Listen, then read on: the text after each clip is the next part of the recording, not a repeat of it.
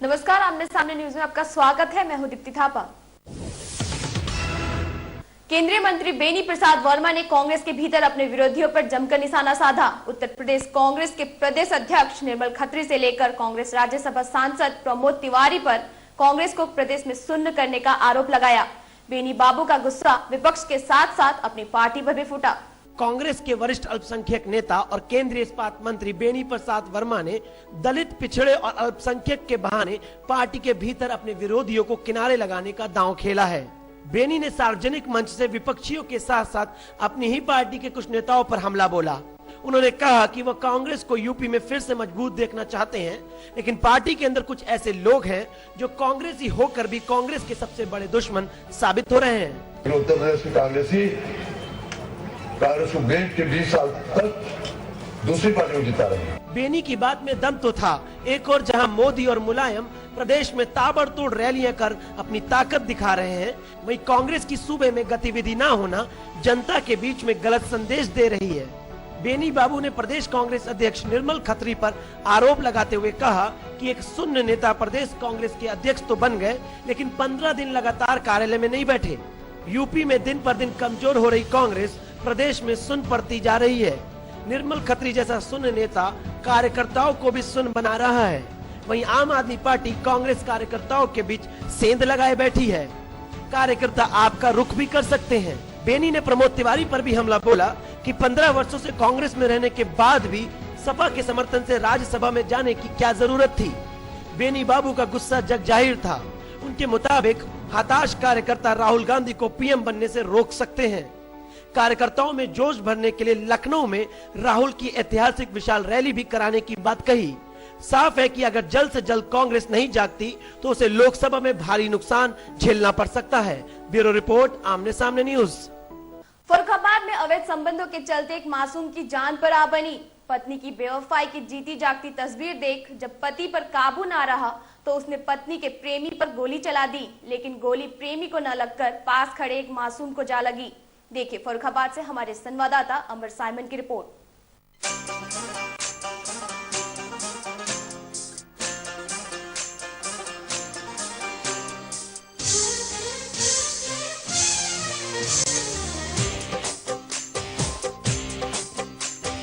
तेरी बेवफाई को भुला ना सकेंगे, चाहे भी तो कभी मुस्कुरा ना सकेंगे।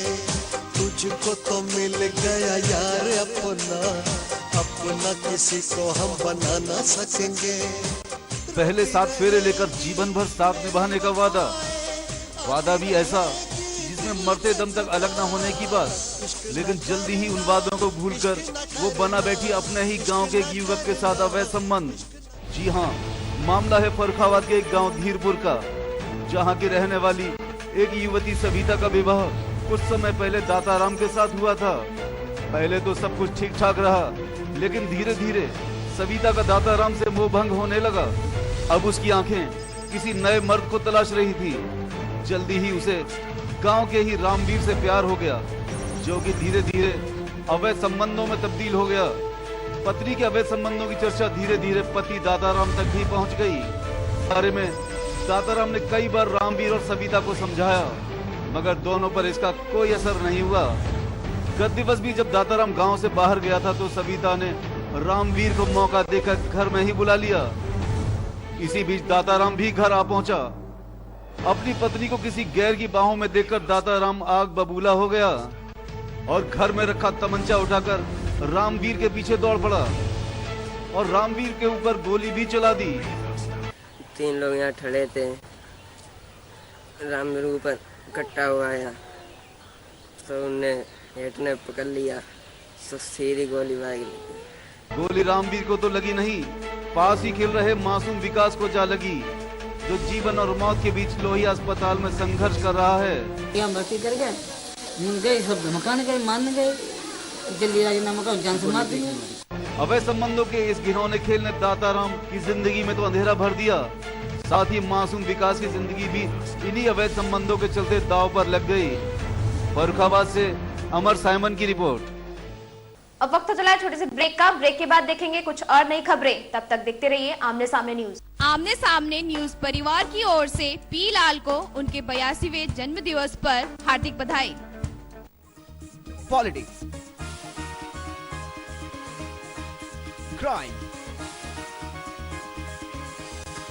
स्पोर्ट्स, अगर इन खबरों पे है आपकी बारीक नजर, आपकी आवाज भी कर सकती है असर।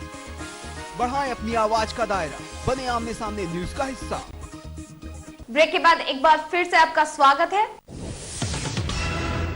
मुलायम सिंह यादव को प्रधानमंत्री बनाने का सपना देख रही समाजवादी पार्टी उत्तर प्रदेश में सक्रिय हो गई है। ताबड़तोड़ रैलियों के बाद कार्यकर्ताओं ने सपा के गढ़ मैनपुरी में संदेश जन चेतना रथ यात्रा निकाली। देखिए ये रिपोर्ट। लोकसभा चुनावों को लेकर जहां देश भर में राजनीति का माहौल बन रहा है, वहीं प्रधानमंत्री पद के लिए भी अटकलें लगना शुरू हो गई हैं। पीएम कैंडिडेट की रेस में जहां अभी तक मोदी और राहुल में कड़ी टक्कर चल रही थी, वहीं अब केजरीवाल ने आकर लड़ाई को त्रिकोणीय बना दिया है।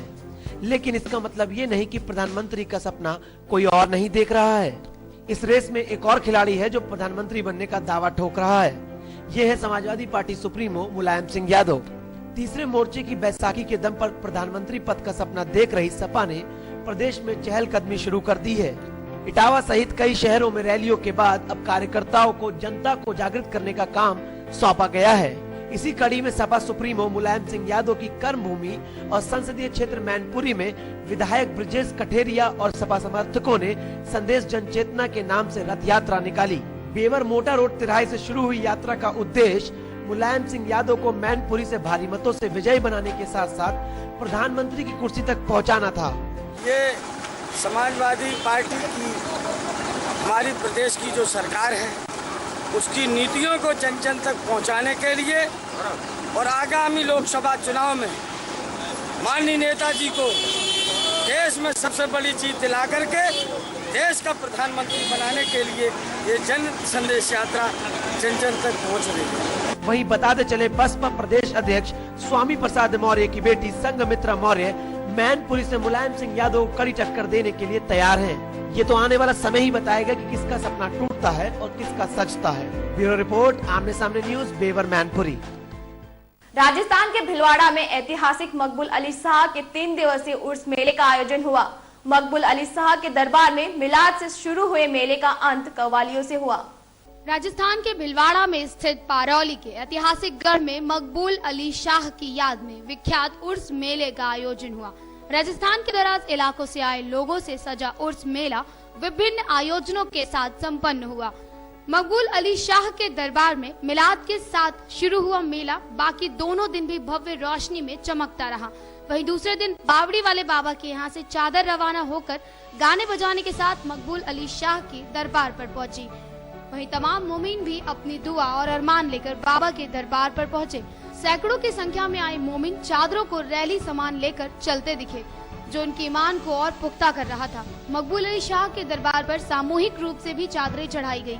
मेले का अंत कव्वालियों भरी शाम से हुआ, जहां मशहूर कव्वाल कबासन के महबूब भाई और बेंगू के अनवर भाई ने रात के माहौल को और रंगीन बना दिया। ब्यूरो रिपोर्ट, आमने सामने न्यूज, भिलवाड़ा, राजस्थान। बिहार के समस्तीपुर में हुए उपचुनाव प्रशासनिक निगरानी में शांतिपूर्ण रूप से संपन्न हुए।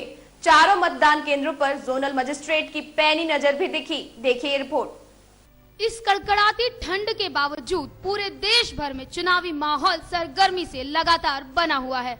दिल्ली में जहां राजनीति का ही तख्ता पलट हो गया, वहीं अब सभी राजनीतिक दलों की नजरें लोकसभा चुनावों पर लगी हुई हैं। लोकसभा चुनाव से पहले बिहार के समस्तीपुर में पंचायत के उपचुनाव संपन्न हुए। पंचायत उपचुनाव के चारों प्रखंडों में प्रशासनिक निगरानी साफ देखी गई, जिसमें पूरी चुनावी प्रक्रिया शांतिपूर्ण रूप से संपन्न हुई। सुबह 7 बजे से शाम 5 बजे तक चले मतदान में भारी संख्या में लोगों ने आकर अपने अधिकार का इस्तेमाल किया। पूरा कार्यक्रम प्रशासन की कड़ी सुरक्षा और निगरानी में हुआ, जिसका उदाहरण था चारों मतदान केंद्रों पर जोनल मैजिस्ट्रेट का मौजूद होना। सभी मतदान केंद्रों पर जोनल मैजिस्ट्रेट की पैनी नजर में चुनाव हुए। वहीं मतदान केंद्रों पर सभी प्रत्याशियों के पोलिंग एजेंट भी मौजूद रहे। ब्यूरो रिपोर्ट, आमने सामने न्यूज, समस्तीपुर, बिहार। इस बुलेटिन में फिलहाल सिर्फ इतना ही। कल फिर मिलेंगे कुछ और नई ताजा तरीन खबरों के साथ। तब तक के लिए मुझे यानी दीप्ति थापा को दीजिए इजाजत। नमस्कार।